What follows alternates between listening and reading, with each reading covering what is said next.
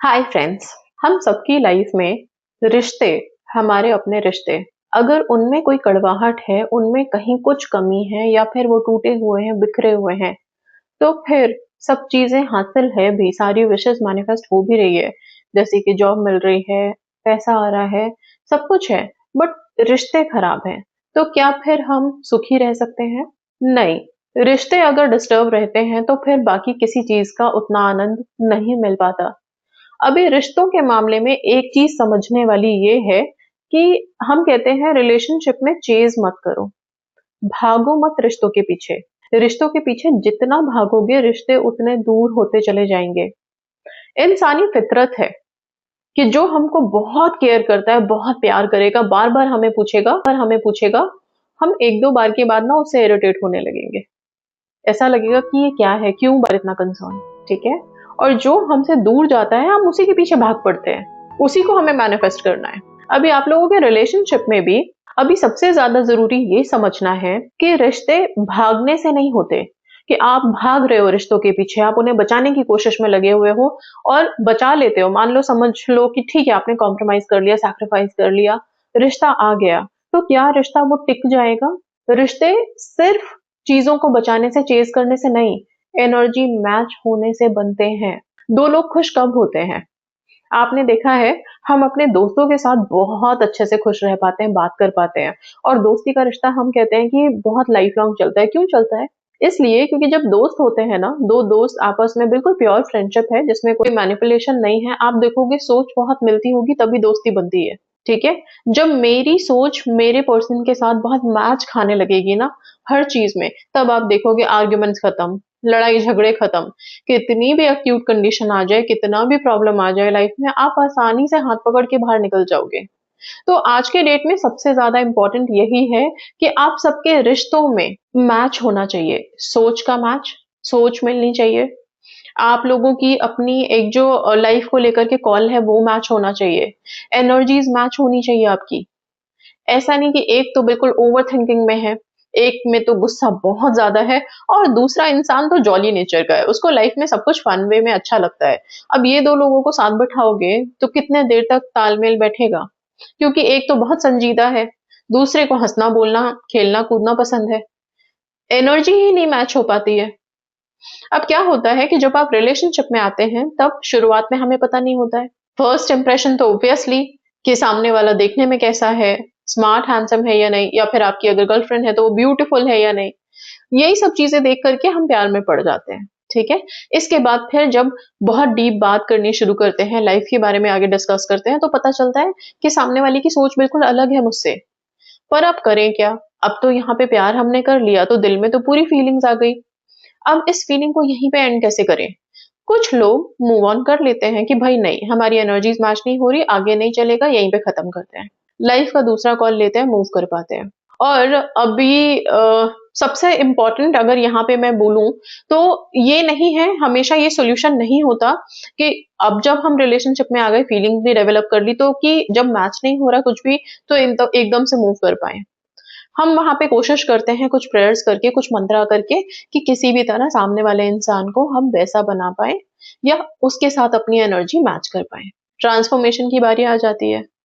पर ट्रांसफॉर्मेशन में हमारी कमी कहाँ पे आती है कि हम खुद से लग जाते हैं सामने वाले को बार बोलने में, कमियां उसको गिनवाना शुरू कर देते हैं कि तुम्हारे अंदर ये कमी है, ये ठीक से नहीं करते हो, इसको ऐसे करना चाहिए, वैसे करना चाहिए।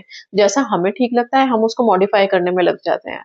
आप लोग एक चीज ध्यान रखिए, मॉडिफिकेशन किसी को पसंद नहीं है, कोई भी बदल के प्यार नहीं करना चाहता। वो, उसको अपनी क्वालिटीज हमेशा सबको अच्छी लगती है। ठीक है। तो यहाँ पे क्या है, आप अपने आप को फिजिकली वाले को नहीं बोल सकते हो कि आप ये चीजें चेंज करो या ये चीजें खराब है। आप, यस, आपके पास पावर्स हैं, प्रेयर्स हैं, आप प्रेयर के माध्यम से कुछ वाइब्रेशंस उनको भेज सकते हैं। आप लव वाइब्रेशन भेज सकते हैं, एनर्जी बॉल भेज सकते हैं, जिसमें कि आप कन्वे कर सकते हो कि आप कैसा चाहते हो वो कैसा रहे आपके साथ, या आप जो सोचते हो सोच में वो हाँ में हाँ मिलाएं। सो बेसिकली रिलेशनशिप का मतलब चेज करना नहीं है, एनर्जी मैच करना है। आप रिश्ता तभी कायम कर पाओगे, तभी आगे बढ़ा पाओगे जब आपकी एनर्जीज मैच होंगी। अगर आपको लगता है कि आप सिर्फ उनको मनाने में लगे हुए हो तो इसका मतलब आप इस रिश्ते को बचा नहीं रहे हो, आप बाहर वैलिडेशन ढूंढ रहे हो। ठीक है? आप बार अप्रूवल उनसे चाहते हो किसी चीज़ के लिए, अप्रूवल से रिश्ते नहीं चलते। एक दिन अच्छा लगेगा, एक दिन आप उनको हक दे रहे हो, पहली बार में बड़ा अच्छा लगेगा, 2 बार में अच्छा लगेगा, बट ये चीज़ जब रेगुलर बेसिस पे होने लगेगी, आप ही इरिटेट होने लगोगे, ठीक है? तो डे 1 से जब आप लोग रिलेशनशिप में हैं या फिर अब बहुत लंबा अरसा हो गया है और अब ये वीडियो आप देख रहे हैं, अब लग रहा है कैसे क्या चीज़ें करें हम, तो एक ऑप्शन तो ऑब्वियसली होता है कि शादी से पहले हमेशा सोच लीजिए। मैं सबको यही कहती हूँ, रिलेशनशिप में आना, प्यार करना, उस पे बस नहीं होता, प्यार हो जाता है, समझ आती है चीज़, चलो कोई बात नहीं। पर जब शादी करने चलते हो, आराम से बैठ लो और सोच लो कि जिस इंसान से प्यार किया है उसे लाइफ पार्टनर बनाने के लायक वो है, या फिर आप चीज़ें एडजस्टमेंट में ला सकते हो, कॉम्प्रोमाइज़, सैक्रिफाइस कर सकते हो, तो फिर इसे आगे लेके जाओ। शादी के बाद बहुत प्रैक्टिकल लाइफ हो जाती है। वहाँ पे अंडरस्टैंडिंग, केयरिंग, सैक्रिफाइस, कॉम्प्रोमाइज, ये जितने बड़े शब्द है ना, ये सब एंटर करते हैं, ठीक है? प्यार ये बहुत पीछे रहता है। प्यार बेसिकली इन सारी चीजों का निचोड़ बन के निकल के आता है।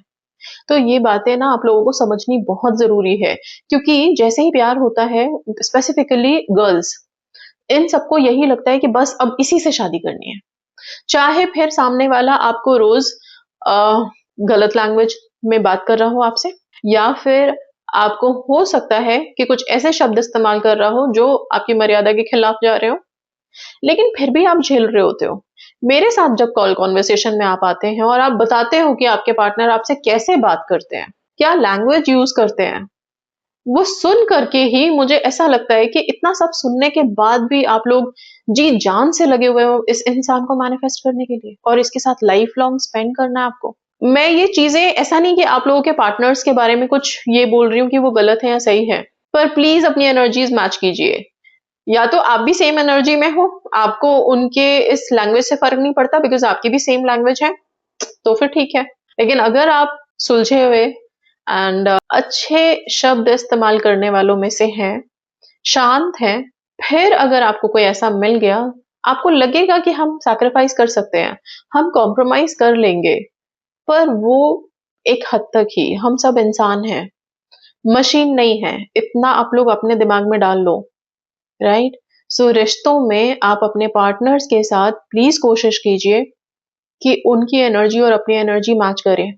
और हम सबको पता होता है कि हम कितने सही हैं और कितने गलत हैं, या हमारा पर्सन कितने हद तक अपने आप को चेंज कर पाएगा। ये सारी चीजें आप लोग अच्छे से सोच विचार करके, अगर फिर भी लगता है कि नहीं अभी थोड़ा वर्क करना है रिलेशनशिप पे, अभी इनको चेंज करना है, तो फिर मेरे चैनल पे आपको वीडियोस मिल जाते हैं बहुत इजीली, जिसमें कोई मेंबरशिप नहीं है, कुछ भी नहीं है, आप आसानी से उसे देख सकते हैं। प्रेयर्स सारे अवेलेबल हैं, आप उनका सहारा लें, एनर्जीज को इंटरवीन करने दें अपनी लाइफ में, ताकि वो आपके सामने वाले पर्सन को पॉजिटिव जोन में लेके आए। जो इंसान आपकी एनर्जी से मैच करेगा ना, उसे आपको इम्प्रेस करने की जरूरत नहीं पड़ेगी, वो आपको हर हाल में बहुत पसंद करेगा, राइट? ऐसे इंसान के साथ कॉन्वर्सेशन कभी भी अनकंफर्टेबल नहीं लगेगा आपको। आप उसके रिप्लाई का वेट नहीं करोगे, आपको पता होगा कि हाँ रिप्लाई आ जाएगा। आपको मल्टीपल कॉल्स नहीं करने पड़ेंगे, आप बहुत शांत रहोगे अपने मन में। अंडरस्टैंडिंग उस लेवल की रिलेशनशिप में जब आ जाए ना, तो फिर आंख बंद करके ऐसे पर्सन को आप ये सोच लो कि यही मेरा बेस्ट लाइफ पार्टनर है और इसी के साथ मुझे शादी करनी है। अगर आपको बार एक्सप्लेन करना पड़े, एक्सक्यूज देना पड़े, जस्टिफिकेशन देना पड़े, तो समझ लो कि रिलेशनशिप में इशू नहीं है, मिसमैच का इशू है। सब कुछ मिसमैच है। तो ये जो एस्ट्रोलॉजिकल गुण मिलाते हैं ना हम, उन गुण के मिलने से ज्यादा इंपॉर्टेंट है कि आपकी सोच कितनी एक दूसरे से मिल रही है, ठीक है? आपकी एनर्जीज एक दूसरे से कितनी अलाइनमेंट में है, कितना मैच कर रही है, तब जाकर के हैप्पी मैरिड लाइफ में आओगे, ओके? एनर्जी मैच करने के लिए बहुत इंपॉर्टेंट एक और चीज जो आप नोट करके रखेंगे, और वो है अपना self respect. Self respect self love की ही देन है। तो सेल्फ लव कभी भी डाउन मत होने दीजिए। रिलेशनशिप में उतार चढ़ाव आ रहा है, कुछ भी हो जाए, पर अपने आप को डाउन कभी नहीं करना। आप अपना सेल्फ लव हाई रखोगे, सेल्फ रेस्पेक्ट हाई रहेगा, और फिर सामने वाला पर्सन आपकी तरफ खुद आने की कोशिश करेगा, अपनी एनर्जी को खुद आपसे मैच करने की कोशिश करेगा। आपको उसको कभी भी अपनी तरफ लाने के लिए कोई मेहनत मशक्कत नहीं करनी पड़ेगी। जो रिश्ते भाग के मिलते हैं, वो थक के टूट जाते हैं। इसलिए रिश्तों के पीछे काम करो, मना नहीं कर रही हूँ कि बिल्कुल रिश्ते अगर एनर्जी मैच नहीं हुई तो बस अगले दिन ब्रेकअप कर लो, सेपरेशन, ऐसा नहीं है। अगर नहीं मिल रहा है तो आप क्या करो, उस इंसान की क्वालिटीज जैसी आपको चाहिए उसके अंदर, पहले तो उसको लिखना शुरू करो रोज। हम जो चीजें लिखते हैं ना वो धीरे धीरे सच होने लगती है। इस विश्वास के साथ जब आप लिखोगे, आप देखोगे सच में आपके लिखे शब्द सच हो रहे हैं। तो जो भी रिलेशनशिप में है, अपने पार्टनर के लिए क्वालिटीज लिखना शुरू कीजिए। आप कैसा चाहते हो उनके अंदर, किस तरह की एनर्जी होनी चाहिए, क्या एक्सपेक्ट कर रहे हो, और जो आप एक्सपेक्ट कर रहे हो उनसे, बड़ी बात ये है वो आपके अंदर भी होनी चाहिए, तभी एनर्जी मैच होगी। ये नहीं कि मुझे तो बस हमेशा ईगो एटीट्यूड में रहना है और मैं चाहता या ये हूँ कि मेरी जो पर्सन हो वो हमेशा मुझे बैक करते रहे, मेरे आगे पीछे भागते रहे, वो मुझे प्रायोरिटी करे और मैं उसे झटकता रहूं, तो फिर आप कभी मैनिफेस्ट नहीं कर पाएंगे। अगर आप सामने से ये एक्सपेक्ट कर रहे हो कि सामने वाला जो पर्सन है, आपका स्पेसिफिक पर्सन जो है बेसिकली, उसके दिल में आपके लिए प्यार रहे, इज्जत रहे, वो आपकी बात समझे, आपको सपोर्ट करे, कंसर्न रहे आपके लिए, केयरिंग रहे, ठीक है, आपके साथ हमेशा रहे, तो यही सारी चीजें आपको भी उनकी तरफ रखनी होंगी। जैसा आईना बना लो, जो आप सामने के लिए चाहते हो वो आईना आपको अपने अंदर रखना है, राइट, ताकि आप जो उनमें चाहते हो वही आपको भी दिखे, तब जाके सेम एनर्जीज मैच होंगी। सो वर्क यहाँ पे एनर्जी मैच करने के लिए सिर्फ पर्सन के ऊपर नहीं, अपने ऊपर भी करना होगा। ओके, आज से ही आप लोग अपने अपने आप को अपने रिलेशनशिप के लिए चेंज करना शुरू कीजिए। रिश्ता स्वीट होना शुरू हो जाएगा, मधुर होना शुरू हो जाएगा, और इन सबसे ज्यादा रिश्ता टिकाऊ रहेगा। ये नहीं कि 1 साल हो गया, 2 साल हो गया, 3 साल हो गया, अब नहीं रहना साथ, ये शादी करके 2 साल हो गए और अब डिवोर्स पेपर्स लेके खड़े हैं। रिश्तों को हवा मत बनाइए प्लीज, रिश्तों को ब्यूटीफुल रहने दीजिए, मजबूती दीजिए, और उनको अगर कहीं कुछ ऐसा है तो मैंने बार बार बोला प्रेयर्स हैं, और सबसे पहले लिखना शुरू करें।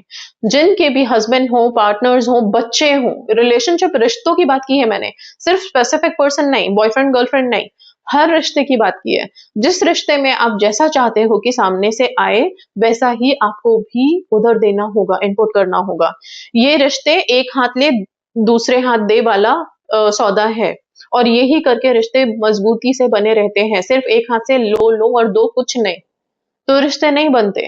ये चीज आप लोग सब समझ लीजिए, फिर आप देखेंगे आपके हर रिश्ते में खूबसूरती आनी शुरू हो जाएगी, और वही रिश्ते आपको बेहतर मिल करके आगे लाइफ को बहुत इजी बना देंगे।